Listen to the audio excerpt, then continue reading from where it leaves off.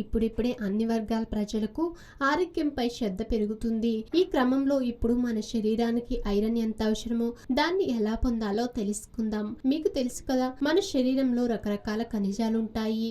మనం రోజు వాడే ఉప్పు కూడా ఖనిజమే. ఈ ఖనిజాల్లో ముఖ్యమైనది ఐరన్. ఇది మనకు ఎంత అవసరం అంటే ఇది కానీ సరిపడా లేకపోతే మనకు ఊరికే నీరసం వచ్చేస్తుంది. ఏ పని చెయ్యబుద్ధి కాదు.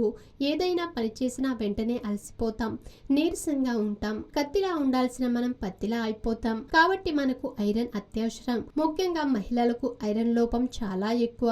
అందుకే పీరియడ్స్ టైంలో వారు ఐరన్ కోల్పోతారు. అందువల్ల ప్రతి ఒక్కరు ఐరన్ బాగా పొందాలి. శక్తివంతమైన పౌరులుగా మనం ఉండాలి.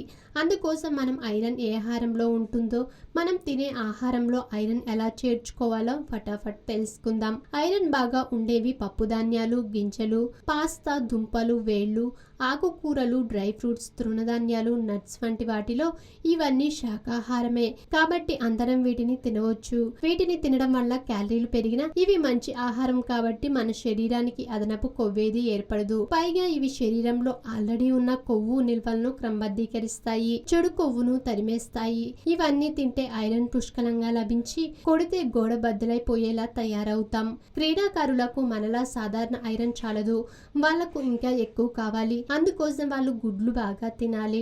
సూపులు, సాస్లు వాడొద్దు. గుడ్లు తినడం వల్ల చాలా మంది బాడీ బిల్డర్స్ కొండల్లాంటి కండలు పెంచుతారు. ఐరన్ లోపంతో డాక్టర్ల దగ్గరికి వెళ్తే వాళ్ళు ఐరన్ టాబ్లెట్లు ఇస్తారు. ఇవి రక్తహీనతను తగ్గిస్తాయి. అయితే అలా టాబ్లెట్లు వాడడం కంటే రియల్ తాజా కూరగాయలు, ఆకుకూరలు వంటివి తింటూ ఐరన్ పెంచుకోవడం ఎంతో మేలు. గోంగూరనే తీసుకోండి, దాంట్లో ఐరన్ పుష్కలంగా ఉంటుంది. ఇలాంటి వాడితే ఆరోగ్యం, ఐరన్ రెండూ లభిస్తాయి. ఆధునిక జీవితం, అనారోగ్య సమస్యలు, ప్రతి ఒక్కరికి ఏదో ఒక తెలియని సమస్య. చిన్న చిన్న చిట్కాలతో మంచి ఆరోగ్యాన్ని మీ సొంతం చేసుకుందాం అనుకుంటున్నారా? ఇంకెందుకు ఆలస్యం, వెంటనే మా యోయో హెల్త్ ఛానల్ ని సబ్స్క్రైబ్ చేసుకోండి.